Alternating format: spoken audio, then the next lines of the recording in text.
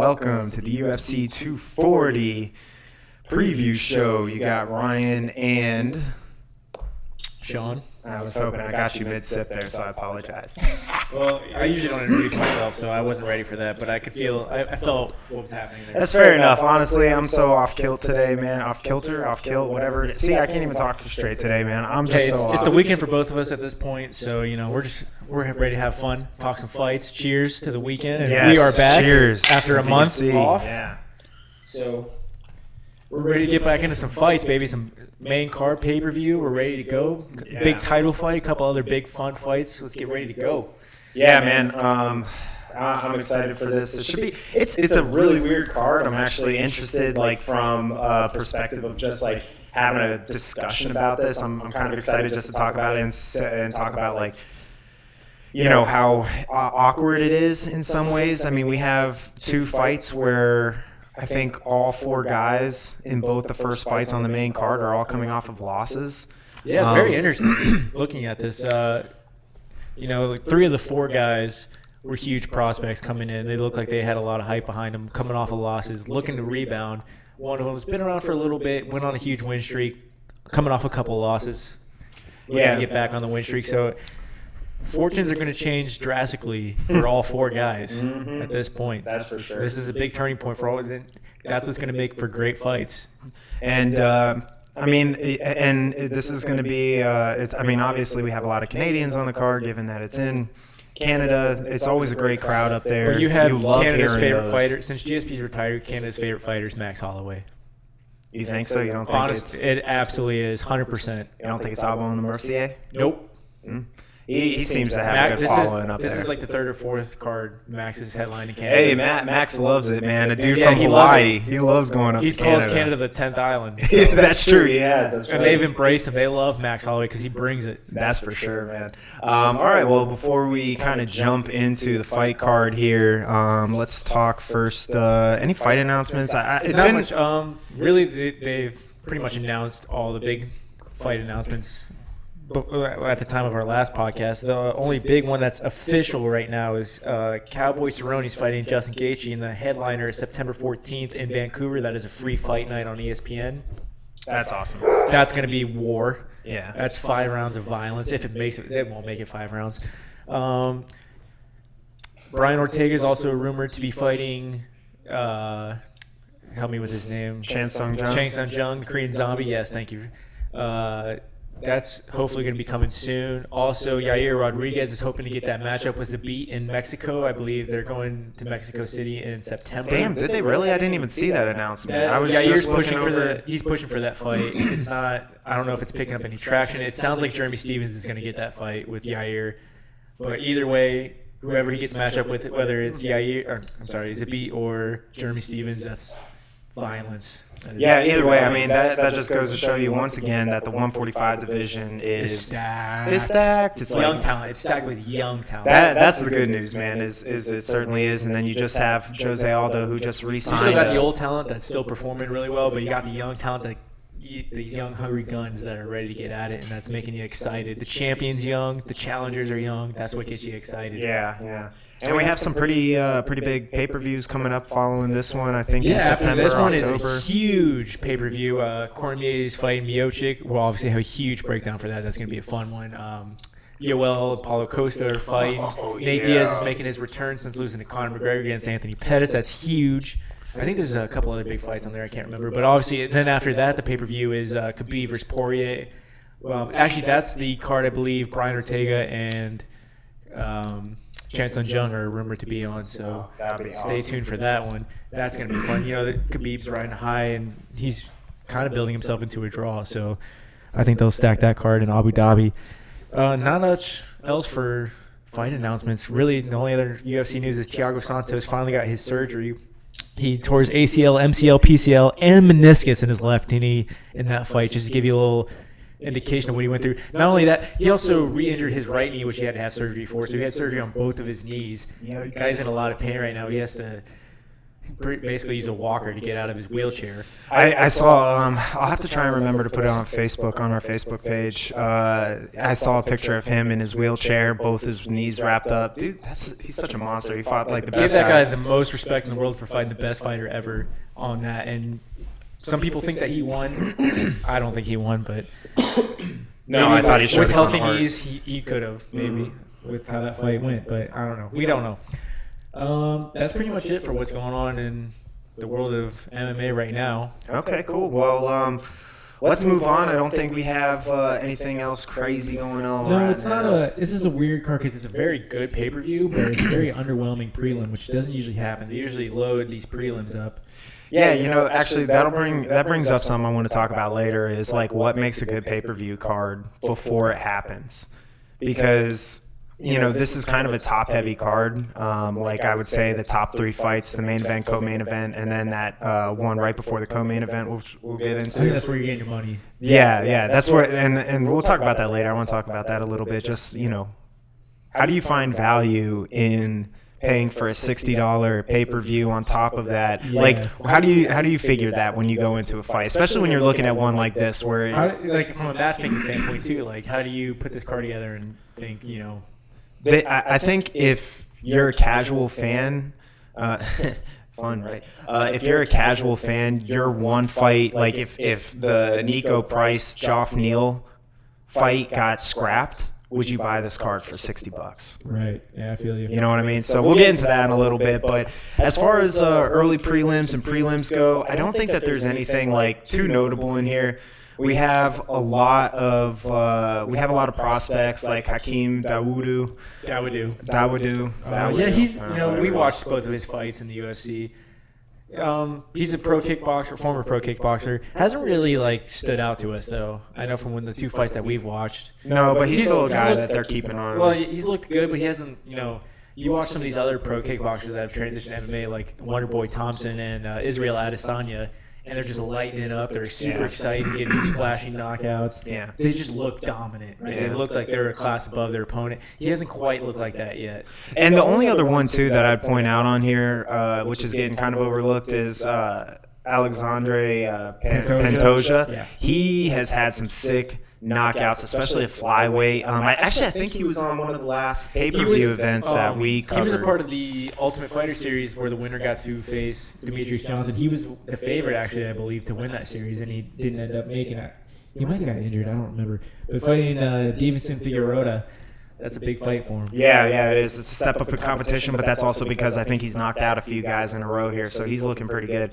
So, again, not really much on here. That's not to say that it'll be bad, prelims and early prelims, because sometimes those fights you never expect. Never know. Exactly. Sometimes the fights that are underlooked the most are the ones that make the best because those guys know nobody's watching them, so they're trying to earn their due. And I would almost say, obviously, if this wasn't in Canada, that Pantoja fight would probably be on the main card, because especially too when you consider the rankings, that's number 3 versus number 4. It's the highest ranking matchup besides the title fight. Yeah, that's true. So the only reason that didn't make it is because obviously they have some Canadian favorites, or at least one Canadian favorite fighting on there, and then they have another Canadian on there. So for the fight. So with that, I consider Max Canadian at this point. Okay, so 3 then. Yeah, Max is Canadian, the Canadian pride, which is weird. He's from Hawaii. Yeah. But at this point, they love Max more than they love anybody except GSP. GSP is God. Okay, up there. Even more, I almost put Max up there above Rory McDonald at this point. You put, 100%. I would agree with that. In terms of Canadian popularity, I'd say. Yeah. I'm not talking about just overall, but Max, because they keep putting him up there because he's selling. Yeah, no, for sure. So let's jump into it, man. We got 5 fights to cover on this card. Kicking off as a Canadian. Yeah, we got Baralt versus Joko. Andre Pardabar. Christoph Joko. This is an interesting fight. Burial seems to have the power, that the UFC is looking for. He's a knockout guy, 73% KO rate. Joko I remember he was a big prospect coming out, but I don't think he's really showing up the way they thought he has been. So maybe this is a test to see where both guys are. I think they're hoping that they're setting this up for Burial to shine. Yeah, Barrel. Some people said that he had because he lost in his UFC debut. But some people said that he showed some signs that he could potentially be a good prospect at middleweight, just because he was able to have decent takedown defense, which is something that he's going to need on par against Joko, because that's his strength right there. And you can't really win a prospects making their MMA debut, especially highly touted prospects. You can't always take a loss too seriously because they usually throw them in there with dogs. Yeah, they throw them in there. Said they don't. The higher you are coming in, the more they're going to test you. Yeah, right out the gate. Whether you agree with it or not, it's just the way the UFC works. Yeah, and he's a heavy hitter. At least from the one fight I was able to see, and then just kind of determining from his statistics as well, we could tell he's going to be a power puncher. He's going to try and keep this on the feet, obviously. To me, this is a typical grappler versus striker matchup. I think it's interesting as well because both these guys are kind of coming off I guess Barral isn't coming off a rough streak because he lost in his UFC debut, but some people said that there was still signs there that he could be a good prospect. Joko's on the flip though, because he lost three fights in a row, 2 of them in devastating fashion. He got knocked out, but I mean he also faced some dudes there in that stretch. He faced Uriah Hall. I know he faced David Branch, Brad Tavares. Yeah, those are some pretty tough guys to face early on. Yeah, but that just shows you he can be knocked out, and obviously they're matching up with a guy that has a lot of knockouts. So who they're favoring in this is pretty obvious. Yeah. So again, I mean, I really don't even think we need to break it down other than this is exactly what you think it needs to be. Is Joko needs to keep it, or he needs to get this fight to the ground. Barral needs to keep this thing standing. Classic grappler versus striker. Yeah. So we'll see if Joko, how he handles, I think, that in between or that close range, how he handles the short range. Is he able to stay out of that and keep away from the heavy hitter, and be able to time his takedowns properly, or is Barral going to be able to attack him a few times, get him a little nervous, and be able to stuff those takedowns? I mean, that's going to pretty much be the tail of the tape for this one. Anything else that you want to add in there? Not really. I think it's probably a good fight to kick off the card. Yeah. I think Barral will probably knock him out. Yeah, you think so? Usually in these grapplers, the grapplers who are easily knocked out usually don't fare well against power punchers. Yeah, it's always tough to see too, because you see a lot of guys come in, they got a ton of knockouts, but their power doesn't necessarily translate when they're fighting the higher caliber guys. When you're fighting in a UFC or Bellator, usually you favor the grappler, but when they got to close that distance and they don't have a great chin, it's tough to pick them. Yeah, no, for sure. That's a great point. I mean, the only thing I would say going for Joko otherwise is he has some experience in the cage. I believe this is his 12th UFC fight. Yep. He fights out of American Top Team, so I mean, he comes from training. He comes from a great camp. Your mic's about to fall off the table there. Who set this up? Whitney? I did. No, Whitney did. No, we did. Okay. I digress. Anyway, so so you have Joko, you said, or no? You said you have Barral. I don't know, man. I'm gonna go with Joko on this one. Just from a wrestling perspective, I tend to go with guys that have strong wrestling prowess over a power puncher. And the Vegas odds on this were close. Did you have the Vegas odds up? If not, I can always.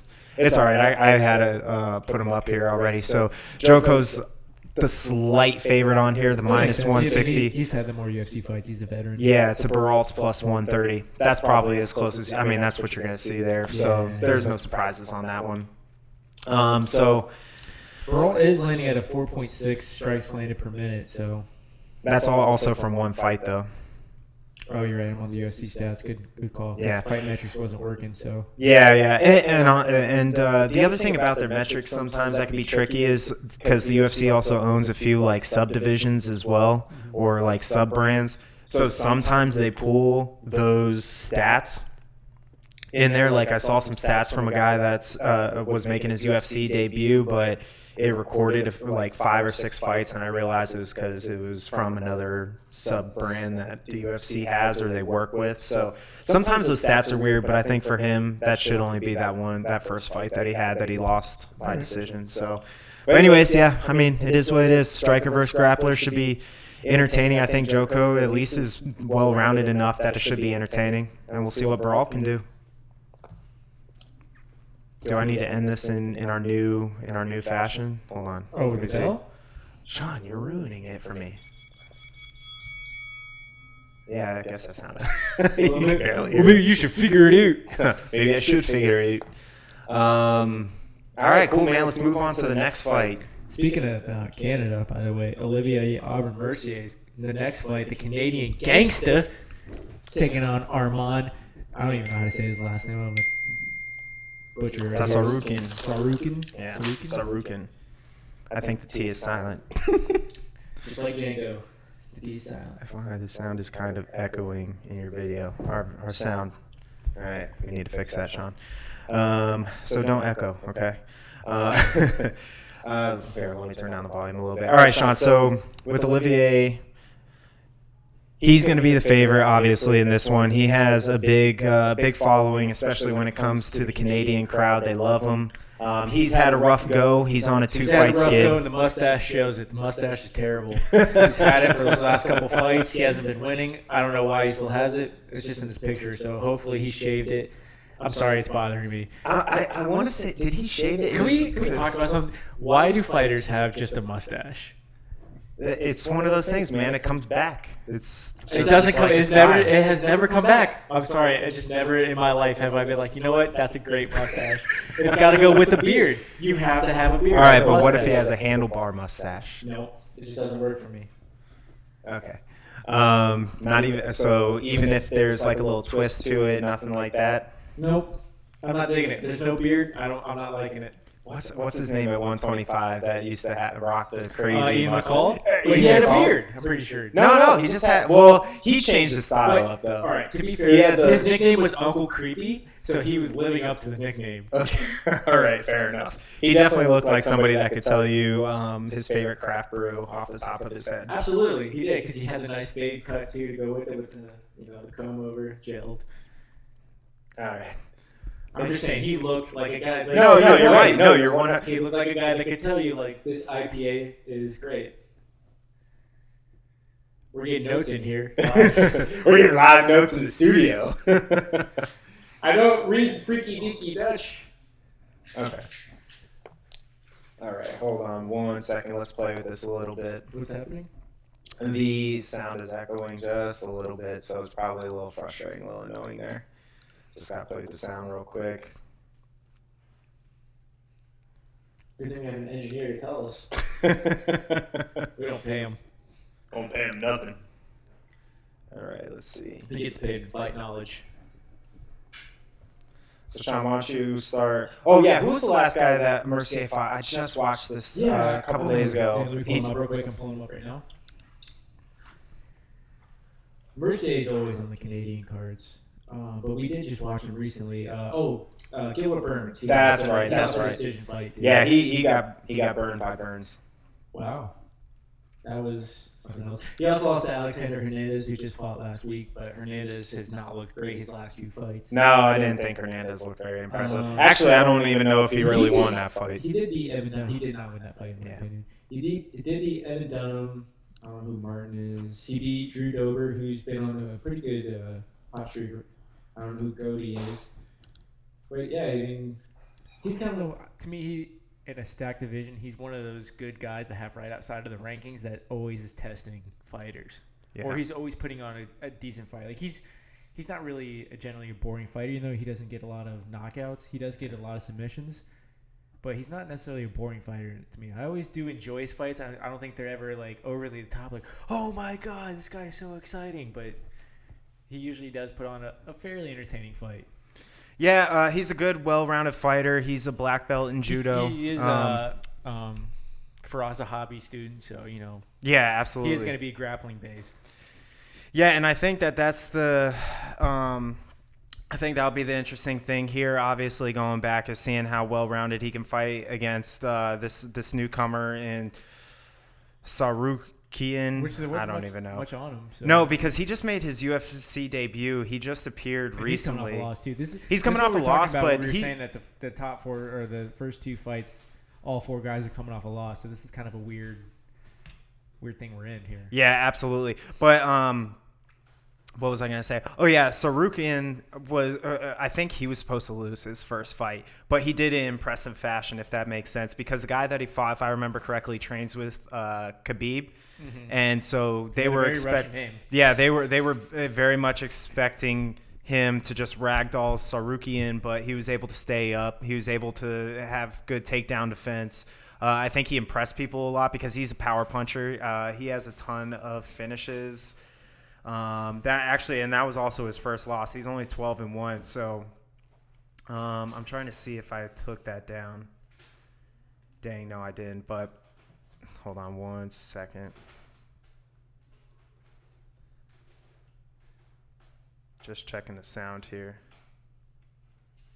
I know we're kind of ruining the flow. In 12 wins, he's at 42% knockout and 42% sub. So, I mean. Yeah, but also, like when you're fighting in some of those lower divisions, you can also get subs because you're punching a guy and then you jump on top of him, get that body lock, and tap him out. Finish is a finish to me. No, it is. It is for sure. Finish rates. It is for sure. But obviously, he's not the. All right, cool. I know. Just got confirmation that our audio is good, so I just want to make sure.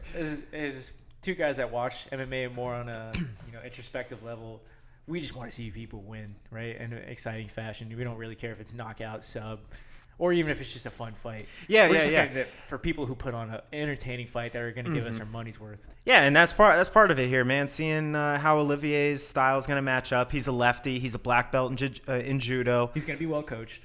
Well coached. He's going to come in with a great game plan. He has the gas tank to go all 3. He's athletic. Terrible mustache, but I'm not going to hold it against him, even though it sounds like it. And the thing here too is he has something to fight for, right? Because coming off of 2 losses, this is huge. We always talk about this. The 3-loss streak in the UFC is huge. That's usually when they cut you. Yeah, that number 3 is a scary number if you're on the loss side when you're in the UFC. When you're a young guy and you haven't really proved anything, you don't want to start off with 2 losses either. No, even if they're 2 impressive losses, it's still tough to come back from that. Yeah, not saying it's impossible by any means, but our champion also came off of 2 losses early in his career, so on this card. Yeah, so it's hard. He also had to come back and win for 4 years straight. Yeah, I was gonna say that's not a successful path to take. That's if there's only one person that's really done that. So yeah, that's kind of tough. Armand, for both these guys, this is a must-win fight. Yeah, that's why I think these first 2 fights are going to be generally exciting because these are must-win fights for both of these guys. This isn't like veterans who have been winning a lot lately, and if they lose, whatever. They still get paid. These are 4 guys that. They're on the cusp of getting cut. Yeah, somewhere. And the UFC is always looking to save money, and if they can cut somebody, they can. Don't give them a reason. That's what these 4 guys are looking at. Yeah, and usually this is something that we would see on the prelims, right? Like some guys that are coming off losses trying to keep their contract. I mean, granted, to your point, like this makes for a good fight. Both of them have something to fight for right now. You have a hitter versus a grappler, but I would say a more evolved grappler in Mercier. He's definitely, he has some experience now. So this will be interesting. I want to see Armand. He's only had that 1 fight in the UFC. I haven't seen it, so I'm really just going off of what I've read about him and some of the reviews on him. It's another weird one too, man. I mean, having him on the main event. But I think the cool thing here and what I love seeing from the UFC is they're really digging into that new pipeline in Eastern Europe, in the Middle East. Yep. To go find these guys because Armand is out of Georgia, not the state, the country. And then, we have a Polish fighter on here too. Not that that's too weird because we have a few Polish fighters in the UFC, both on the men's and women's side. But yeah, absolutely. I mean, we have a lot more Russians, coming in here, and then we have the card in Abu Dhabi, which I'm sure will be flooded with new Middle Eastern fighters, which is exciting. I think. Absolutely. Yeah, absolutely. And we have a new pipeline in Africa. Bilal Muhammad's probably going to be on that. He's the man. Yeah. But so this should be. Again, I think if anything, we're just going to see some good fighters fight here. Some athletic guys fight here. and we'll see what goes from there. Anything notable? I mean, Olivier Mercier. He has good combos. He doesn't have one punch knockout power. No, he's a volume guy. He's gonna have good conditioning. He is a grappler. He's a grappler first. Yeah, he doesn't move his head though, so there's a lot of potential for him to get popped. Like he'll come in. It must weigh his face down because he's not like bobbing weaving or anything. He comes in, he'll throw like 3-4 punch combos, which are really nice, but he's not moving left or right. He's not moving his head. So it'll be interesting to see if Armand can like kind of take advantage of that. So I think that's kind of the thing to watch there. Yeah, I think it'll be somewhat entertaining fight. I think they expect a decision out of that, though. I don't think there'll be any finish. No. Yeah, I don't think so either. I think Mercier's. I mean, he's too durable. Yeah, veteran. Unless this kid's got highly touted lightweights. Toughest division in my opinion in the UFC. Yeah, and he's had a lot of success in there. Yeah. So I mean, do you feel comfortable picking somebody here? I mean, we've never really seen Armand fight before. Really. This is only his second fight in the UFC, and I think he fought in some. I'd pick Aubier just because he's a home country experience, he's a veteran. Yeah, and I think because he knows, I think this is a bigger fight for him than it is for Armand. Even though Armand's coming off his loss in his debut, Aubier's coming off of 2 straight losses, and this could be it for him. Yeah, fair enough. Here, I'll give it. Are we getting it? No. Hold on. I don't hear nothing. Where's my boxing sound? Oh, there it is. Yeah. I'm not going to pick anybody. That's why I hit the sound effect there. I'm just going to kind of rely on Vegas to pick for me. So for this one, where do we have it? So Armand's actually the favorite in here. He's the minus 205. That's interesting. To Mercier's plus 165. That is actually very interesting, especially from a guy that you've only really seen one fight out of. Yeah, you don't really know because even his opponent, you don't really know what he's made of either. So you just don't know what you're getting yet. Pretty crazy to me. But all right, man, let's move on to the more exciting fights. Yeah, I think now we're getting to the top heavy part. This is where the money's going to start. Let's just say for what this is one of the people's fight right here, man. I think, if you're a hardcore fan, you know this fight. Mm-hmm. If you're a casual fan, you're going to learn. Yeah, so if you're from Fort Myers or you're from the 239, you're from Lee County. Yeah, you know the name Nico Price. You should be a Nico Price fan. This is cool for us because anybody who isn't from Fort Myers that's watching this, Nico Price is from Cape Coral, which is just minutes from us. Same county, baby. Yeah, he's a hometown boy for us, so we love him. He's put on exciting fights. He's 13-2.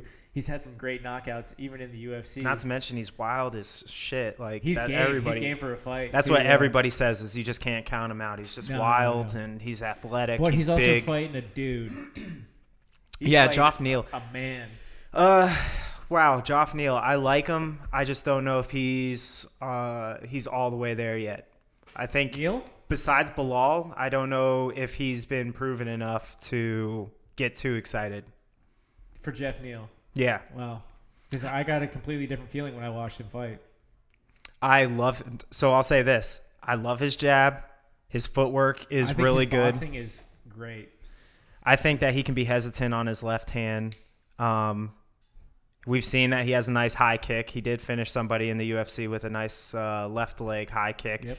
He uses his lefty advantage to his advantage, but the problem is he's used to being longer than everybody, and he's actually going to be the shorter man in this fight. See, it's funny you say that because I don't think that he's that long.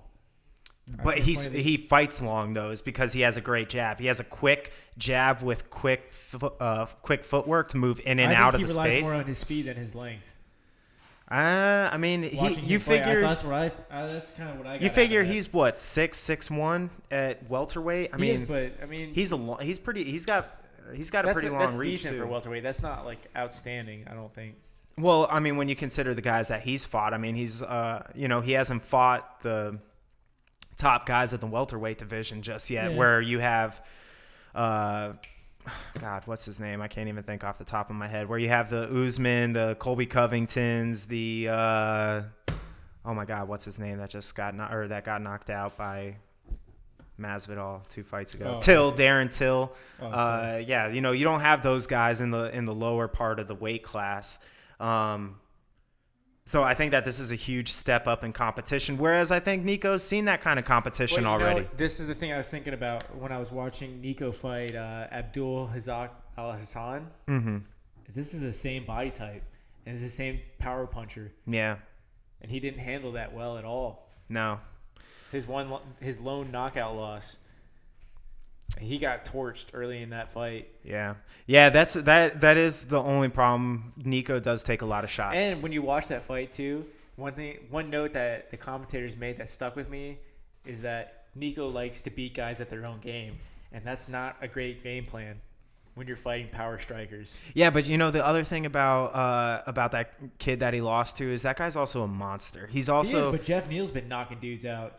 He has, but I think but I don't know if it's at this. All right, let's roll back to Nico's last loss against Abdul. Yeah. So Abdul is also he's 11-1, and in his 11 wins, he has 11 first round knockouts. He does. And his only loss was a split decision loss. He is also a black belt in judo. He's crazy. Like that's some next level shit to have 11 first round knockouts. Literally all of your wins, you didn't even have to bother going to the second round. I mean, that's just insane. Can you say that Jeff Neal has that kind of prowess in his striking? The thing that I liked about his fight, I can't remember the guy's name, the one that he head kick knocked out. Camuzzi? Yeah, Camuzzi. Frank Camuzzi? Yeah. Right? Yeah, that was a little bit. He had to exert some energy in that fight, and to me, he didn't look overly tired. He looked like he could fight 15 minutes. Mm-hmm. His style, he could fight his fight for 15 minutes. That's what I got out of that fight with that. No, and that's impressive to me because usually power punchers they fade early, right? Yeah, yeah. No, and like I said, all credit. I think Geoff Neal, however you want to pronounce it. That's Jeff. Geoff Neal, it's Geoff. That pisses me off. Yeah, I hate that. Jeff. All right, I'm sidetracking here. Too much rum already. He uses his length. He's strong. He's a great boxer, but we'll see if this is going to be a big step up in competition for him. This is going to be his fourth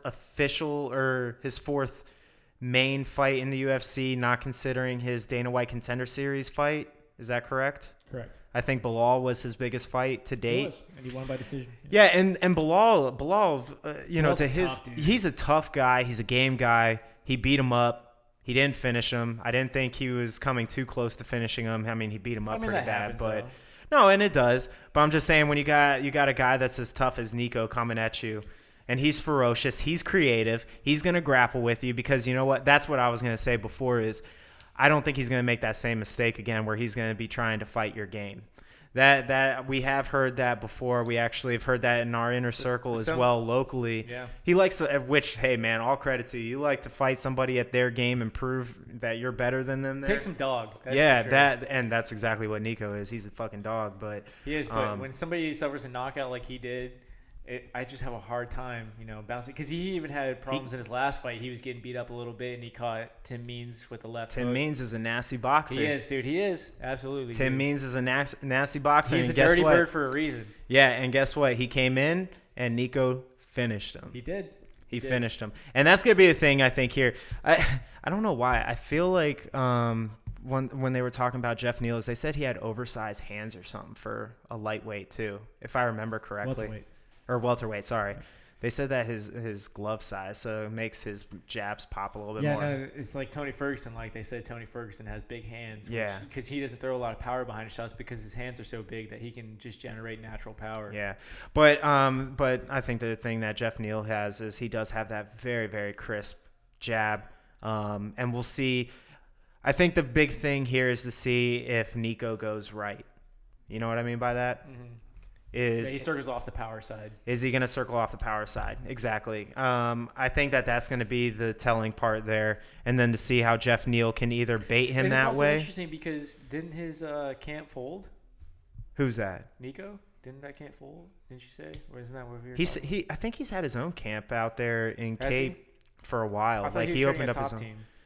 He was, but Top Team on the West Coast closed. Is he? He was part of that a while ago. Yeah. On the West Coast of Florida. Sorry. Yes. Yeah, West Coast of Florida. Because they're all up and down the East Coast. But and then I think they only had the one camp on the West Coast in Cape Coral, Florida. And that shut down. But he's had his own gym for a little while, I think. Oh, okay. All right. Yeah. I didn't know if he folded. Maybe he went. I don't know where he went after that. So yeah, but regardless, both these guys. But there's 29 MMA fights, pro fights between these guys. Only 2, or is it? Oh no, I'm sorry. Only 4 have gone to decision between the both of them, and I think Nico's only gone to decision once or twice. I think he's once. Jeff Neal in about. What is it? I think I just counted 6 or 7 rounds in the UFC. He's landing 6 strikes per minute. Yeah, Actually, go ahead and read off some of the stats because I remember looking at it. Nico's not overly offensive output guy. 2.93. That's not bad. It's not elite level. No. Jeff though, not elite 6 in 4 fights. That's pretty crazy. 6 in 4 fights is pretty crazy. 44%. Not. Can you specify on that, please? I mean, I know what you're talking about. Just specify for the crowd. I'm sorry. What? Because you're saying 6. Oh, 6 strikes landed per minute? Yep. Yeah. There you go. Well, it's technically 5.95, but I'm just rounding up because, I mean... Yeah, 5.95. You're good. Defense, not overly great for both of them, which puts us a great fight for us because they're both absorbing 4 a minute. Yeah. So, I mean, that's fun for us. Defense, Jeff's at 67%, Nico's at 54%. Not much grappling stats for Jeff. No, he does have a 91% Jeff. takedown defense, Yep. which is huge because if he keeps the fight standing, I don't see how he loses if the fight's standing. In my opinion, by that high land percentage that he has against him. That's why. Yeah. It'll be to see who can outlast each other. And that's a lot of volume for a power puncher. For a guy who's got power.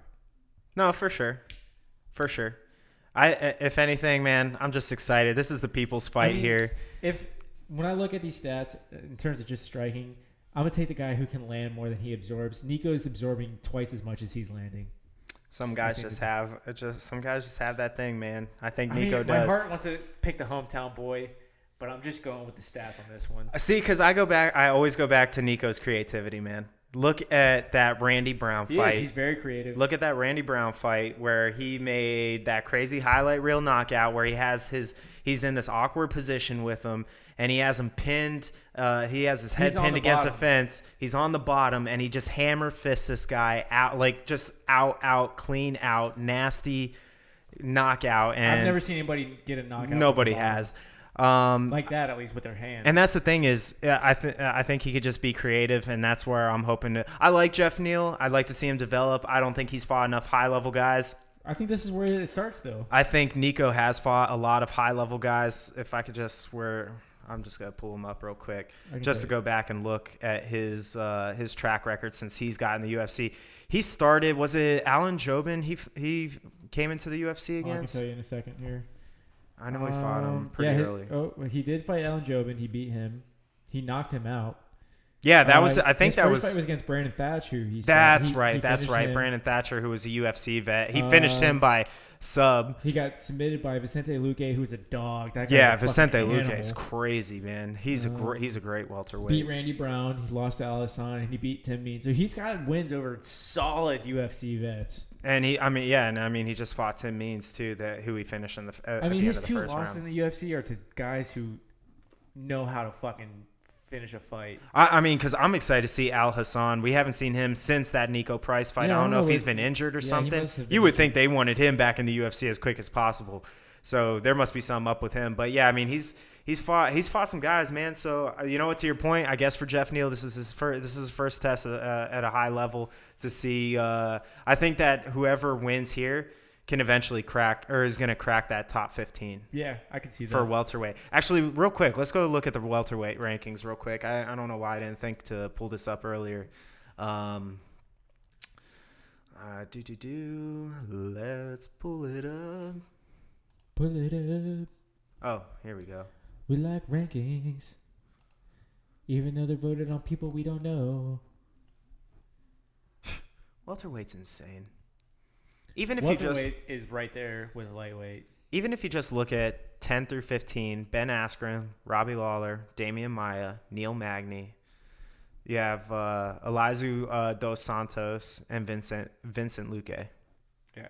Vicente Luque is one of my sleepers at welterweight. Yeah, oh yeah, for sure, man. I remember the first time I did DraftKings, I picked that guy. It was actually the opening Madison Square Garden card. First time they ever went there, he was on that card. was like, I don't know this dude, but he's got a lot of knockouts. Got a knockout for me, baby. Want me some money, Vicente? What's up? That's pretty funny. I could easily see one of these guys cracking this top 15 if they get a win here. I mean, this is a good fight. Because I mean, if just looking at the top 15, especially for Jeff Neal, if you win 5 in a row at welterweight, you're getting ranked, I think. If you win 5 in a row, welter, for sure, yeah. But I mean, like Damian Maia doesn't need to be in the top 15. He's not gonna have another crack at the title there. He just really hasn't looked much since his title fight. 14 and 15, that's easy to bounce in and out, but who knows how. I mean, man, I guess there really isn't too many. I mean, Damian Maia, Robbie Lawler, but they'll want to keep Lawler up there. The fucking crazy ass motherfucker. Let me see real quick. Where's welterweight? It's actually kind of hard to tell, actually, because I know. I mean, maybe the only spot I see coming down is Maia. I can see, they need a reason to keep Lawler up there. Askren. No, it's not the guy I was thinking of. But this Dos Santos guy, I do know they're very high on. Oh yeah.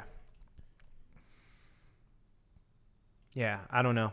Maybe not. I mean, all right, to me, looking at this now, I think that there's really only one spot, and it's that number 12 spot with Damian Maia. I think that's really the only spot that you can overtake. Neil Magny's another one, though, because, I mean, he's in and out of fights. He's getting knocked out. Yeah, but I think he's a guy that, because he's a little bit younger, Damian Maia's had his shot. No, but what I mean to say is, like, Maia's had his shots, right? Like, he's not going to get another title shot unless he did something absolutely insane, like knockout. But dude, you even look through that 1 through 9 is fucking. That's what I'm saying. Now that I'm looking at it, Jeff Neal and Nico Price, depending on how they finish this, there might be one spot in that top 15, and really, I think that's only in that 12 spot. I think it goes to one of them. Yeah. After this. Move everybody up, take Maia out. Right there. They're right there in the class. Absolutely. Maybe they get a fight with Vicente Luque. I like the winner of this fight to get one with them. All right, Sean. Hold on. Let's do this. Oh, crap. I keep forgetting to turn. There we go. I know we need to start moving on here a little bit. All right, pick for this fight. Jeff Neal. I think he gets a finish in this one. You're a traitor. I know. It hurts me to say it because I want to say it. It must not hurt you enough because you look pretty fine over there. You don't look like you're hunching over in pain or anything. You're betraying our 239, brother. I don't know him personally. You're betraying the local guy. I'm going with Nico Price through and through. I want to see him use his creativity. I want to see him get this to the ground where he can just ground and pound, see something crazy come out from him. I'm picking Nico Price here. Yeah, I mean, I'm picking more with my brain than my heart on this one. I feel in my opinion. You know me, I always go with my heart, man. I don't think it's going to be boring. I don't think it's going to be uncompetitive, though. I don't think it's going to be dominant either way or boring in any fashion. I think it's going to be a fun fight. It's a firefight. I'm just picking Neal to land a big shot. Let's do this, too, because you and I, we kind of lean and we prefer our strikers and stuff like that. So if you had to do 2 keys to victory for each guy, what would it be? Well, for Nico, it's grind. Grind this out. Put him on the cage, grapple him. Even if you don't get him down, just put him up against a cage, wear him down. Almost an Usman versus Woodley type. You know what I'm saying? Like, just get him up there, land strikes, outpoint him. If it's Jeff Neal, stay on the outside. Just keep picking your shots. Rely on your boxing technique, your footwork. Don't overexert yourself. Yeah, so just to go off of that, because I think that was a good segue. Jeff Neal can't overcommit when he sees blood in the water right away. Mm-hmm. Nico Price has 2 knockout wins in the UFC by guys that he's coming off a win where he was getting a little battered up. Twice he's done that. His last fight. No, and to your point, that's what I'm saying. To your point, Jeff Neal needs to keep the range. He needs to be the quicker, more precise boxer. Which is funny because I think Nico Price would have the range on him, but I think Jeff Neal's technique and his speed will keep him at range. Yeah. Keep him in his own range. These guys are both very athletic, just in their own ways. Keys to victory for Nico, I think you're right. And the other one I have for Jeff Neal is get Nico to go to your left. That's the other thing. I know it sounds very simple, but it's not always that simple. Listen, the greatest knockout, in my opinion, in UFC history was Dan Henderson versus Michael Bisping, and he got Bisping to circle to that right H-bomb. Oh my God, that was insane. So I mean, you always want somebody to circle to that power side so you can. Wasn't it Joe Rogan that said, "Why does he keep circling?" He did that actually way? Just even a minute before he goes. Michael's really got to get away from circling to Henderson's right, and then bang, Bam, he done. And then I think there it is. He called it too. Right? As soon as Henderson threw, he goes, there it is. Yeah, and then Henderson also knocked out Bisping's ghost when it was trying to leave his body, and actually brought Bisping back to life. I'm pretty sure, but yeah. So Jeff Neal, his 2 keys to victory: keep the range, stay long, stay sharp, stay fast, and he also needs to get Nico to his left. That's going to be where his power is. And lefties, a lot of the time, if you're not like too familiar with like boxing, kickboxing, you got to think lefties have the advantage over righties typically because they're going to see more right-handed fighters in sparring. It's so the they're same thing used with baseball. to it. You know, we're baseball players. Lefties always have an advantage over righties compared to righties over lefties because they're just used to it. They're used to it. Exactly. Thank you. That was a great point. Nico, be creative. Bait him in when you need to. Finish him. Counter. Bait him in, finish him. That's grapple your ass off. Yes, 100%. And that's what I meant by be creative. The funny thing is, even though I'm not super reliable on Nico's chin, I think he needs to make it dirty. Oh, yeah, 100%. Because Jeff's a very technical fighter, and when Frank Camozzi was having success in his fight, he was making a dog fight. He's making it dirty. Mm-hmm. And Jeff did good in that fight to get away from that a little bit because even you could see him, he was excited about that a little bit, about the dog fight. But he backed away a little bit. Like, all right, I'm beating this guy with my technique. I don't need to do this. And that'll be a good key. And that was one of my keys to victory with him. He can't, when he smells the blood, he can't overcommit. Yeah, that's true. Yeah. He can't overcommit. And if he does that, I think he'll have great success. But still picking Nico. Yeah. 239. As much as it hurts me, I'll be the bad guy. I don't give a shit. Nico, it's not the personal, man. I'm rooting for you. At heart, I'm rooting for you. But I'm picking with my brain here. All right. So do you happen to have the odds up in front of you? I don't have any odds. You have the odds. I thought. Oh my goodness, Sean. You said you had the odds on the last one, man. Yeah, I know. So Neal's actually a pretty big favorite. He's the minus 335 to Price's plus 255. Yeah. So Vegas agrees with you on that one. And obviously. Vegas is smart. Obviously, that's why we were spending a little bit more time on there because this is the people's fight. So I don't know if it's necessarily a people's fight. This is our fight. I think Nico and Jeff have a huge following within the MMA community. But I'll say this: you can't have a people's fight when Max Holloway is that's the only reason why. Leading the event. That I know. Well, I think the only reason people aren't excited about watching Holloway is because Frankie Edgar. But it's Holloway. I mean, Holloway's gonna make it. We'll get there in just 1 minute. Yeah. We have one more exciting fight that we'll segue into here because Chris Cyborg's making her return after getting knocked the fuck out at featherweight. She's fighting the undefeated Felicia Spencer, who's been calling for this fight. Yeah. So, what are your initial thoughts on this? This one, to me, it just seems like another girl who's kind of out of her realm fighting Cyborg. Yeah.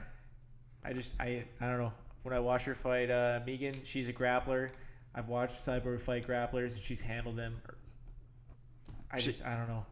I just think when Cyborg touches you, it's just not going to be a good night. And you got to close that distance. It's the same thing that we talked about earlier with Joko and Beralt. When you got to close that distance as a grappler, if you don't have the striking to close that distance, it's going to be a long night or a short night, really. It's going to be a long, short night. It's going to be a long night, but also a short night because you're going to get knocked the fuck out. If you can't set up with a jab, some combos to get them thinking about your hands, if you're just worried about your striking against somebody like Cyborg, because Cyborg can fucking grapple too. It's not like she's just a pure striker. Seriously. She can grapple her ass off. So if you're just going to come at her straight with grappling, she's going to fucking piece you up, son. This isn't a good matchup. You have a girl that's 6-0 coming in to fight Cyborg. Yeah. She's undersized. I mean, not too undersized. She's undersized fighting Cyborg. Let's just put it that way. Because here's the other thing. Cyborg is pissed off right now. Dana's pissing her off every day when he's going on there, and he's being... Yeah, Dana's saying some bullshit like, oh, we might sign her to a one-fight contract just to fight a man who's... Like, what? What are you talking about? You have, like, one of the most exciting women fighters ever to live, and you're only going to sign her to a one-fight contract? Before Amanda knocked her out, she was considered the greatest female fighter in MMA history. Yeah. Now Amanda's rightfully so taking that spot. Yeah, Amanda's definitely taking 100%. Just because of the laundry list of fighters she's fought and beat. And knocked out.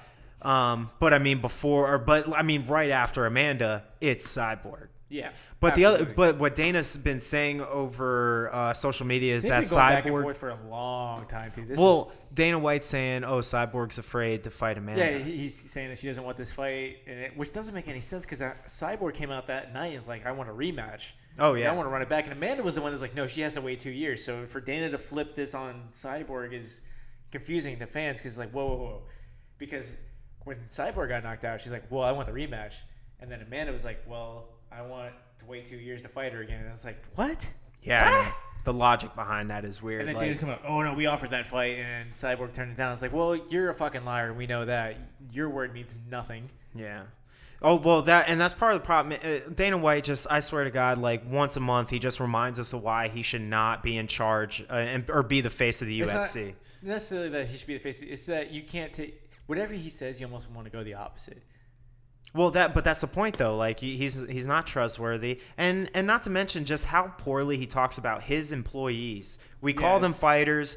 These are his employees, man. These are real people, man. They have real feeling. They're just trying to make some money. They're doing what they love to do. He talks so much shit about some of these fighters that just drives you insane. He drove Demetrius Johnson out of the division. He talked out of the UFC or out of the UFC. Sorry, that's what I meant. Thank you. And I mean, he talked poorly about Jose Aldo when he was champ. He does this kind of crap, man. And I think Chris Cyborg's pissed off because Amanda has been saying no, Cyborg's going to hold off. Dana's been saying, no, we don't even know if we're going to re-sign Cyborg because this is the last fight on our current UFC contract. And he's saying that she's scared. This girl's got a reason to whoop some ass in this fight. And you got a poor girl that's 5'6". She's probably really nice because she's Canadian. And she's 6-0. And she's a grappler. You have to be more well-rounded. You have to be able to go. Yeah, you got to be like Amanda Nunes. When you really look at it, was a perfect matchup for Cyborg because she could fucking box her hands off. Like she can box her with any person in the world, any woman. Well, I should say any woman, any MMA fighter in the world she could box with. Mm-hmm. That's a woman. Yeah, and she's a black belt in jiu-jitsu, so she can grapple her ass off too. The only thing about Amanda is her conditioning, but she put her away in the first round, so there was no question about that. Yeah, and Amanda's also turned her conditioning around of late too. So she hasn't really been in dog fights. Yeah, no, that's true. Controlled. That's true. She's controlled pretty much every fight that she's been in since she's won the title. In case you want some more reasons of why this is going to hurt a lot, let's just look at some of the stats, shall we? Cyborg, landed per minute, 6.76 significant strikes landed per minute. You're talking about a woman. I mean, she boxes with professional boxers and has success. Like 57% significant strikes. Do you remember what the name of the woman is that she spars with? Have you ever seen? Oh, yeah, I forget though. I can't remember. She's a world champion though. She's I think she's one of the most dominant women fighters ever. Yeah, and she makes Cyborg look small too. Yeah. And they said Cyborg's had some success against her in just boxing purely. Yeah. Not that she's won, but she's had some. She has 69% defense in her stand-up. Oh, let's move on to grappling, shall we? How about her takedown defense, which is at 91%. Which I'm pretty sure Yana Kunitskaya was the only one to take her down. She took her down right from the start because she just took her back, and then she just kind of – but she wasn't down for more than 10 seconds, I don't think. Because that's some of the other stuff that comes into it. She's going to be way stronger. Yeah. She's just built like a tank, and she can survive. Kind of like a Khabib where people are getting – like Felicia's going to get a hold of her. She's going to kind of touch her and be like, what am I touching? Like, what is this? Am I touching a rock? Yeah. I don't even need to talk about. I had more luck storming Area 51. What the fuck is this? Great timing on that one. I love that. I don't even have to talk about her takedown offense because Chris Cyborg's because we don't need to. Felicia Phenom Spencer. Sorry, good night. I don't think this is going to be a good one for you. Sorry, Felicia. Cyborg is motivated more than ever, possibly, coming off of a knockout loss. This is the worst time to fight Cyborg. Yeah, she's Amanda pissed. Picked the best time to fight her when she was comfortable. Everybody was picking her to win. She was on the top of her game. You're going to fight Cyborg coming off a knockout loss when Dana White talking shit about her, about how she's scared? Good luck. Yeah, so... losing your audio there. Yeah. Yeah, no problem. So, honestly, I think that this one's going to be a smackdown. I don't think anybody's going to deny that whatsoever. Any other thoughts, emotions, feelings that you have for this one? R.I.P. All right. That's With it. that being said, let's get our little bell. And Bing, bing, bing. it's time. All right. I'm not even going to bother asking you who you pick in this one. This one is by far the biggest split odds on here, as it should Really? be. I'm actually a little bit surprised that's the biggest odd split. I would think that Cyborg would be the biggest odd split. No, that's what I'm saying. This fight in general. Cyborg's the minus. No, Cyborg minus 700 to Spencer's plus 450. Oh, okay. So it's I thought not you were even talking close. about our next fight. Sorry, I was moving. No, the bell was for the last fight, man. How you feeling, by the way? Feeling good. You feeling good? Yeah. You have a nice day? Yeah, I've slept all day. This is the highlight of my day, which I love. How many of those drinks have you? What are you drinking over there, by the way? I'm drinking Captain Morgan Watermelon Blast because I ran out of whiskey. What whiskey were you drinking? Jack Daniels. Attaboy. Yeah. I just want to give you some props there. Thank you. I drink what we got. I'm getting really good. I feel like I'm getting really good at hosting because I'm leaving the tantalizing main event there. Everybody's just like, I don't give a shit what your fucking name was. Move the fuck on! God damn it! No. Nobody cares about what's in the glasses. All right, man. Let's stop playing around. Let's get down to it. We have Frankie Edgar making his 10,000th title shot defense. He's fought BJ twice. Maynard. Ben Henderson twice. Maynard twice. Aldo twice. Belt 3 times total. So I think he's had 6 title fights. 7.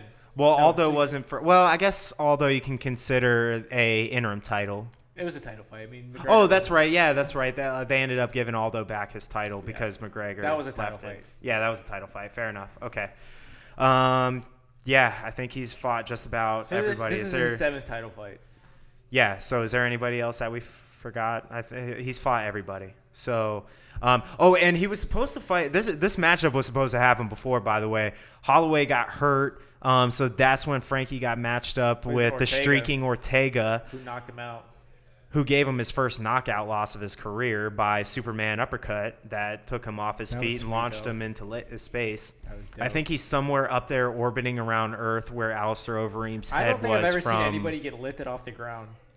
No, and you know what was funny? I swear to God, like I spent probably the better part of not 30 minutes, maybe like 15 minutes trying to think of the physics of having to lift somebody's body up because you figure we're not stiff boards, right? Like we're limber, our bodies move. So to come up and hit somebody and actually lift their feet off of the ground, like the physics of that, man.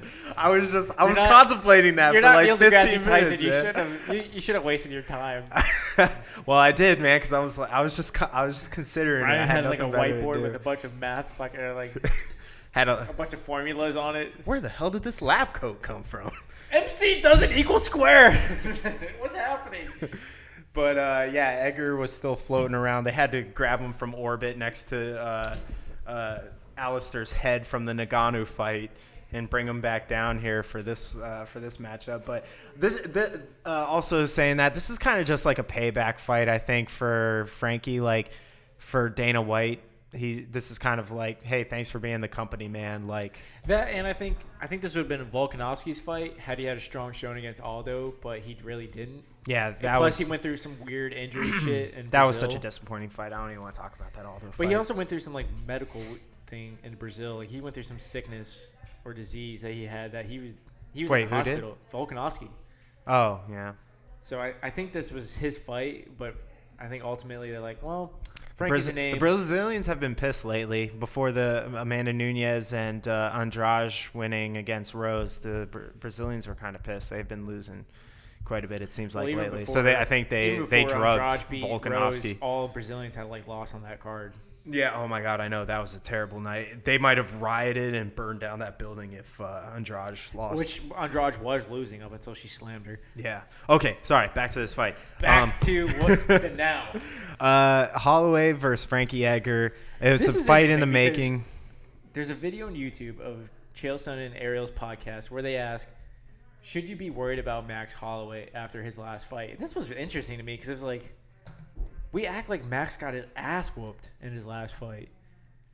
I mean, he got beat I think he lost 3 or 4 rounds, no doubt, to Poirier, but it wasn't like those rounds were uncompetitive, where like Poirier was just pouring it on. Yeah. He was just whooping Max down. Like he was edging him out for the most part in that fight. Yeah. It was just, to me, the thing that separated those two in that fight was that Poirier had power, Max didn't. Yep, 100%. Agree with you on that one, 100%. Yeah, and that's crazy to say. I mean, it's not like he got finished by Poirier. He had a... To the defense of Helwani and Chael Sonnen, like, no, I'm not worried about Max coming. Like, he's where he belongs. Max is a dog. He's going to come back. He's fighting a guy that's smaller than him. I'm not worried about him. I think he's the favorite in this fight, as he should be, and I think he's going to win. Yeah, I don't even think that this is going to be close. I think that this is going to be a clinic. I think this will be a little bit closer just because Frankie has cardio, and he's a 24-hour storm. That's got to wear off though eventually. I mean, he's been in wars, and this is all in respect to Frankie. The dude's been in so many wars. He's always been the smaller guy. But he's not facing a power puncher though. He's not, but he's fighting somebody that can wear you down with volume punching. Yeah, but I think Frankie has just too much heart and cardio just to purely be outworn. So here's the thing. Here's what I think for Frankie. He's got to win the early rounds because Holloway is a notoriously slow starter. Yep. We saw that in both his fights against Aldo. Aldo was putting on a but Aldo's also the next level strike. I mean, yeah, I guess he did struggle a little bit to get rolling. I wouldn't say he struggled, but it was a little bit closer than it was later in the fight. Yeah, because he takes a lot of shots too. Yeah. He took a lot of shots. And Dustin had his biggest moments early in that fight against Holloway. Yeah. I think it's going to be early for Frankie. He's going to have to do something early. He can mix it up really well. He's used to being the smaller fighter. He fought at he was a 155 champ, and he's like what 5'6". Yeah. I mean, he's used to being the smaller guy. He's going to have to find he finds very creative ways to cover distance. That's what makes Frankie Edgar great. Mm-hmm. He's just a great wrestler. Great boxing too. And great technique and footwork. And that's what I'll be interested to see is, can he use his wrestling against Holloway? My initial reaction is no. I don't think so either. I think Holloway's just too long for him. He's too long. He's too long. Holloway's got good takedown defense. And he's good. And I just don't see how. And you're not going to wear him out by pushing him against a cage. That's just not going to happen. No. Holloway's going to be like, dude, what are we doing here? Yeah. We can sit here all night. I'm going to fucking punch you in the face. Yeah. Actually, let's look real quick. I wanted to see just kind of going back a little bit on both these guys' fights and stuff here. Frankie, always awesome and entertaining. Was it Cub was his last fight, wasn't it? That's almost a year ago. No way. Was Cub his last fight? I feel like it was. Let's check it out. I feel like he's just been waiting. He has been waiting because, like I said, I think like Cub, after he got knocked out by Bryan, I felt like Cub was his last fight. I don't know if he's fought since then. Has he? You're right. April 21st of last year. Yeah. I don't even know if he's been scheduled. I don't even know if he had to pull out. I don't know. I don't know if he's been waiting or been hurt. Dude, that was a quick turnaround. That was only a month and a half after he got knocked. People were wondering, too, like, why the fuck are you putting him against Cub? But then he dominated Cub. Yeah. I'd be like, well, Frankie's Frankie, so. I have a quick funny story about Frankie Edgar. I remember watching Joe Rogan's podcast when he had Brendan Schaub on. And Shaw was talking about a story of, because he fought, I think, on the same night that Frankie Edgar had fought Maynard the first time. And you know how crazy that fight was. Yeah. And Frank was telling him, yo, Shaw, I don't even have a concussion. He's like, what? How do you not have a concussion that fight? He goes, I didn't even throw up. He goes, Frankie, that's not a telling sign that you have a concussion.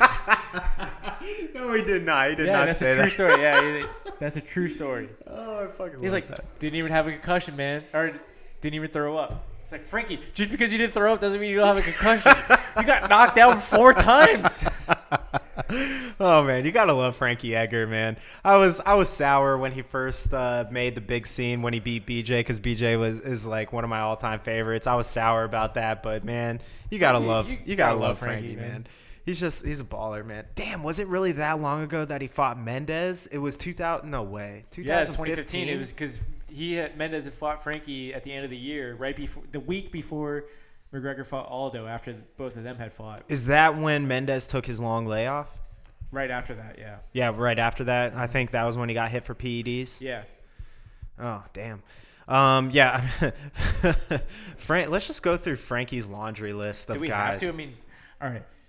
Pick any name of lightweights and featherweights between 2010 and now. All right. Do you want me to be fair and just keep it to the featherweights he's faced? Sure. All right, let's go back. Henderson was obviously his loss at lightweight. So he fought Jose Aldo at featherweight. Mm-hmm. He fought Oliveira. He No. fought. Did he fight Penn at 145? Yeah, he did. Jesus Christ. Come on, Penn. He fought Swanson for the first time back in 2014. Fought Mendez. Fought Aldo again. Jeremy Stevens. Yair Rodriguez. Whooped Yair. Destroyed him. Then fought Ortega. Then fought Swanson again. Now he's up against the featherweight So king. he's fought every featherweight that's mattered Yeah, pretty much. in the last. Actually, I shouldn't say in the last. Since featherweight division has mattered, he's fought every featherweight that's mattered. Since 2013, when he fought Aldo for the Except first for time. Conor. Other than Conor McGregor, which he's never going to get that fight anymore, he's fought every featherweight that's ever mattered. Yeah, 100%. And then on the flip side, man, let's go. You don't even have to pull up Max. Max has fought everybody. Let me say this: he hasn't fought Moicano. He hasn't, which I think he'd beat Moicano anyway. He hasn't fought Zabit. He hasn't fought Volkanovski. That's it. Yeah, I guess that's fair. That's it. Poirier, Ortega. Which two of the three haven't even really been around that long. Yeah, no, those are young guys. Those are next in line. Like that's after Frankie. That's post. Technically, all three are younger guys. Moicano's been around a little bit longer. Yeah, Moicano's been around. But Zabit and Volkanovski, who are really on the cusp of title shots, I think Zabit could challenge Max. I don't think Volkanovski will. I don't think he has the size to challenge Max. I'll tell. Well, that and to see him hesitant against Aldo like he was. Well, Aldo's different. It's just a different animal. When you're standing across the ring from somebody like Aldo, he's almost got that Anderson Silva type era about him. Aldo was also outstruck Holloway in the first 2-3 rounds of both of their fights, but the problem is he gasses. Aldo is just like BJ Penn. He's the greatest first round fighter that you could find. Mm-hmm. As good of a first round fighter, he's gonna light you the fuck up. But if you can survive the first 5-7 minutes, you're solid after that. Yeah, and I think Holloway proved that both times he fought him in a row. Holloway said, man, he's like, the way to beat Aldo is to test his ego. Yeah, that's for sure. Or his cardio. I don't know if they're both related. Yeah, well, they are because you gotta entice Aldo into dogs in the dogfight, in the brawls, and the exchanges. Real quick, Poirier, Ortega, Aldo, Pettis, Lamas, Stevens, Olivier, I almost said Holloway, Swanson, Cole Miller. I mean, that's just going back the last few years. All right, let's just put it. His 3 losses in he has 4 losses in the UFC, right? He's got losses to Poirier twice, Conor McGregor, and he lost to Dennis Bermudez when he was really young. Yeah. And hey, Dennis Bermudez was a great fighter, he though, was too. He was a really solid. Yeah, he was a really solid fighter and Max when lost he came him on when the he was scene. 20 years old. I mean, and the other cool thing here is, man, you got so much experience in the cage. You got about 50 pro fights in the cage between both these guys. So tons of experience. 2 guys, they have a lot of respect for each other, but they're both game for a fight. Actually, this is kind of funny to see this. Talking about all the guys that are coming off of losses on this main event card. You're looking at a champ that's coming off a loss and a contender that's coming off a win. I'm glad you brought that up. Who's the last champion to fight coming off a loss? Because I know the answer to this question. Who's the last champ? You might have to unwind that there a little bit, buddy. On the bottom. I'll just hold it. You're fine. The last champ. Hold on. I'm trying to think. It's pretty obvious when you think about it. I'm trying to think. Somebody that would move up and down. Damn. I thought, because they actually brought this up when I was talking about the Ariel and Chael podcast, that moment when they were talking about this, they're asking who's the last champion to come to defend a title after a loss. And this was the first fight that I thought about. Who is it? You're not going to take a guess? It wouldn't be Silva. I mean, it could. Would you? No, Connor. You wouldn't consider that one. He's never defended, so. Aldo? No. I'm just trying to think his loss. Well, because he lost to McGregor, and then because I think he came back and had another fight before that. Can I give you a hint? Yeah. We've mentioned his name in this podcast. We have? Mm-hmm. Oh, Frankie? Was it Frankie? No? It wouldn't be. No, because he lost to Ben and then moved down. Yeah, he lost to Ben and then he did defend his title one. Yeah. He defended against BJ. Yeah. Damn, man. I don't know. I'm at a loss for it. Who is it? BJ Penn. BJ? Oh, because when he went up to 170, George. yeah, when he went up to fight at That was the first 170 and then super came fight. back down. Damn, that's going way back. Yeah, and I didn't even think about guess that. what BJ did when he came back to lightweight? He tore it up. He dominated Kenny Florian. He dominated 155 until he met Frankie Edgar. Yep. Nice. I love that. That's great. Going old school. I wouldn't have even thought that just because I wasn't even thinking that far back. That's honestly the first fight I thought about. Was it really? It was because they were talking about it. Ariel actually brought it up to Chael, and Chael's like, hold on, give me a second. And I thought about it. I was like, well, this is really the first era of super fights, and all the smaller guys have been winning. So I was looking back, and I was like, BJ fought George when he was the lightweight champion. This has to be BJ. And that's what he said. He's like, yep, it's BJ. BJ lost to George. He quit. Or, the fight that his corner. Yeah, threw in the towel for him. And then he came back and beat Kenny Florian in his next fight to defend his lightweight belt. Looked incredible against Kenny. So That's a nice throwback there. Man, I wouldn't have even thought that. I wasn't even going back that far. I failed, so I apologize. Man, so, all right, let's get down to it, man. Keys to winning for Holloway. keep it range. Stay in the center of the octagon. Do your thing. Wear him down, stay in the center of the cage, hit him with combos. I think that's what you need to do if you're Max Holloway. Yeah. To your point. That's my keys to victory too. I don't really see too many victories for. He's for 5'11". Oh my God! Hold on, I got a stat for you. He's 5'11" to Frankie Edgar's. Reach, though. No, that's why. Listen to this one. So Max Holloway is 5'11", and Frankie Edgar's 5'6". Holloway has a 69-inch reach. Frankie Edgar has a 68-inch reach. He's 5 inches shorter and has 1 inch less reach advantage. But the other thing is Holloway knows how to use his height. So even if his reach isn't there, in and out of the pocket. yeah. But also to Frankie's credit, he knows how to. But I just don't think it'll be enough. No, I think Max is just too big for him. Keys to victory for Frankie. I just don't see much. I mean, he's gonna have to get him down, but I just can't see him getting him down. Yeah. I don't see him outstriking Max. I don't see him knocking him out. I don't see him outlasting Max. This is not a good. I think this is as worse of a matchup for Frankie as there is. Yeah. For him, it's going to be grappling. It's going to have to be mixing it up. If he can get successful in the grappling and mix it up and throw punches. To me, which he has as good of timing on his takedowns as anybody, but he's got to hold Max down. I just don't see. And that's a long way to go. That's a long range that you have to cover. Aldo showed that when Frankie has to out-wrestle a guy that's bigger than him and stronger than him, it's a little tough for him. Yeah. So not much here. I think Frankie's definitely going to have to grapple. He's going to have to find something. I mean, this is a huge hill for him to climb. Yeah, save some crazy overhand right that clips Holloway coming in and gives him his first. Would it be his first knockout of his career? And gives him his first knockout. I mean, Frankie's going to have to make it dirty. He's going to have to grapple. He's going to have to do something big.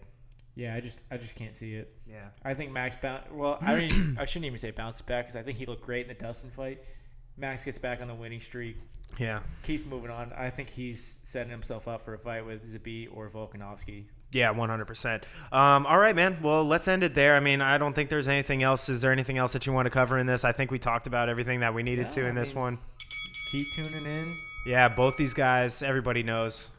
I already know your pick is Holloway. My pick is going to be Holloway. Vegas' pick has got to be Holloway. He's the minus 375 favorite to Eggers plus 285. I watched a YouTube video where a lot of pros they all picking Holloway too. It's just, there's just not much Frankie has to offer. Yeah. So I think that's it, man. The thing I want to go back to is something I talked about at the beginning of the podcast real quick. I want to go back to what is value for you. I know we're at like the hour, 15-minute mark, so we're looking pretty good on time here. I'm actually glad you asked that because I think the name Max Holloway holds value.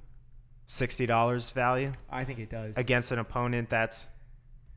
I think it does because I think he brings the fight, right? Like he is the fight. Mm-hmm. Like there's just some guys, like a Cowboy or Justin Gaethje who are going to fight each other that when their opponent steps in the ring, they know they're in for a dogfight, and they have to match that energy, right? So plus, I know I'm getting Chris Cyborg on the fight, so I know I'm going to get some fucking hands thrown. Mm-hmm. So I think just in the name Max Holloway and Chris Cyborg, I think you're going to get your $60 worth. Yeah. So in 2 fights, you think $60 plus your ESPN pass per month. You think that's value in it?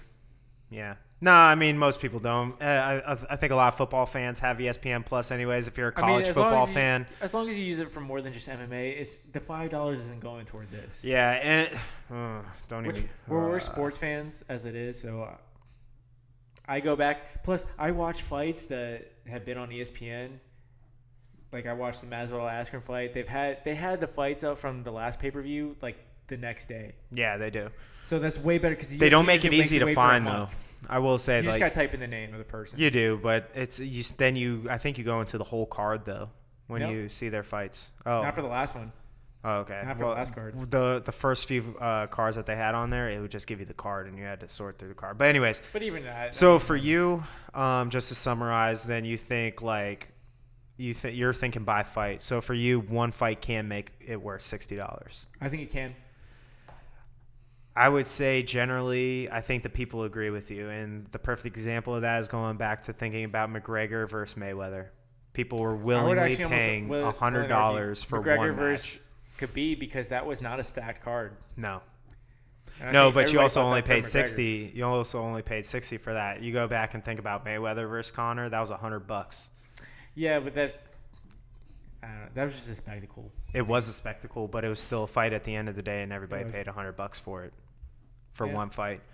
Yeah, I don't know, man. It's certainly tough. Max, as a hardcore fan, I think this is a $60 worth card. I like the Jeff Neal versus Nico Price fight. I like 3 of the 5 fights on the pay-per-view, which is more than not. I like more of the fights than I don't. I don't even necessarily don't like any of the fights, but the 3 of the 5 I'm really excited about. So you have 10 guys and girls on this main event. 1, 2, 3. No, sorry. 1, 2, 3, 6 4, of the 10 coming off the 5.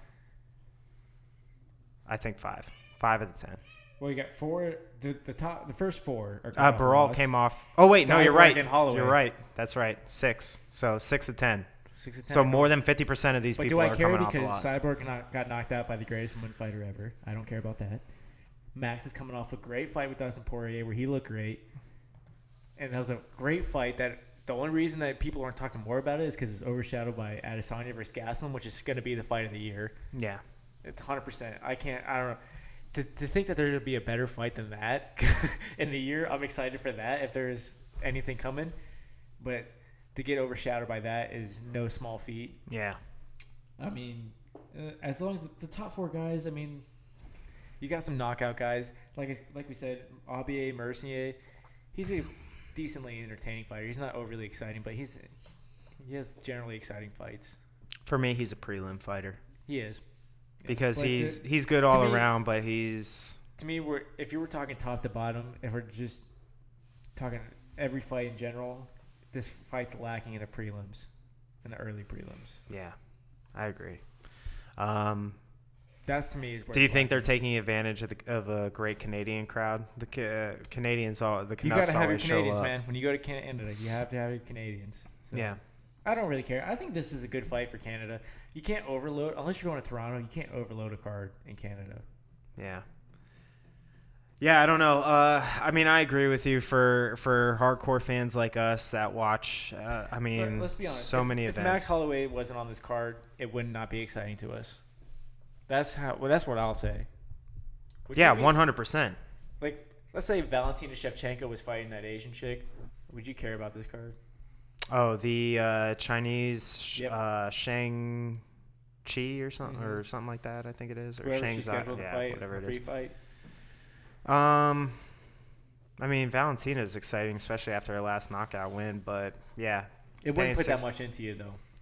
Paying $60, that would be hard. Yeah. To justify. The name Max Holloway is going to make you pay $60. Fair enough. Good point. Because you know what you're getting. Because Max isn't a quick ender. He can take a shot, so you know you're going to get more than just a round. Yeah. And you're going to get an exciting fight. Yeah. Fair enough. No, and that's why I wanted to bring this up, just kind of talk about that, because I think that's something that you see a lot when you go into the forums and you listen, and you're kind of reading about what everybody else is feeling, thinking, talking about. A lot of that is what's worth $60, man, when it comes down to these fight cards, because this year's been insane. This has been a great year to be a UFC fan. on the flip side, no, it hasn't, because ESPN, that whole thing, it has been a nightmare of a situation. I think they'll figure it out, though. They will. No, they will for sure. But otherwise, I mean, it's been a great year of fights, not as far as the subscriptions Some go. phenomenal knockouts, dude. There's going to be a huge contender for knockout of the year. Good luck. Yeah. Good luck. Good luck being game bred. You want to talk about saying hometown boy Jorge Masvidal? I'm riding that bandwagon all the way. 305? Yes, sir. That's not Fuck home. Leon Edwards. Fuck the British. Tell me how you really feel. Independence Day was like 3-4 weeks I ago. hope Masvidal kicks his head off and then pours some tea on his fucking cold corpse. I don't even have that much hate for Leon Edwards. I just love Masvidal that much. It's super necessary, by the way. It's super necessary. Leon Edwards, yeah, I think he's in for something grueling if he fights Masvidal. Yeah, you don't want no smoke, son. No, not after his last fight against RDA, where he just kind of out-muscled RDA. That was it. Yeah, RDA is a G, but Masvidal is real deal, son. Yeah. Yeah, man, I think just to sum it up, I think I agree with you for like what it costs. Max Holloway, 100%. He was off this card. Maybe not. If Cyborg was off this card, would that make a change for you? Nope. It's all Holloway, huh? Holloway, and I like that Jeff Neal versus Nico Price fight. Yeah, I agree with you on that. I think it's top heavy. Cyborg's a sweetener to me. Yeah, it's very top heavy. I'll watch Chris Cyborg fight any day of the week. Max Holloway any day of the week. The only thing that I think weakens Max Holloway is that I just don't think that this is a good fighter for him. Yeah, this isn't the. Frankie Edgar's great. In terms of an exciting matchup, this isn't the best opponent for him. Zabit and Volkanovski, I think, would be better matchups. Yep. For more exciting fights. Yep. Actually, I think Volkanovski's more of a new age Edgar in a way. Or Chad Mendez. Either way, they're all type of Frankie Edgar. They're all interchangeable. Yeah. I think Zabit's the fight for him though at this point. Zabit, yeah, the tall, long guy. But Zabit doesn't have the cardio right now to go with him. Or the record. That's it, or the track record. Holloway would finish Zabit. But that's for another day. We'll see. I want to see Zabit in another top contender fight before I decide on that. I don't think he'll get. I think Zabit is going to go straight into a Max Holloway I think he'll fight. get another fight. He has to get another fight. I think he gets Yair or somebody. Who does Max fight next? Volkanovski. Volkanovski beat Aldo. Whether it's exciting or not, Volkanovski beat Aldo. How long is Volkanovski out for? I think he's good to go at this point. All right. You're probably right on that then.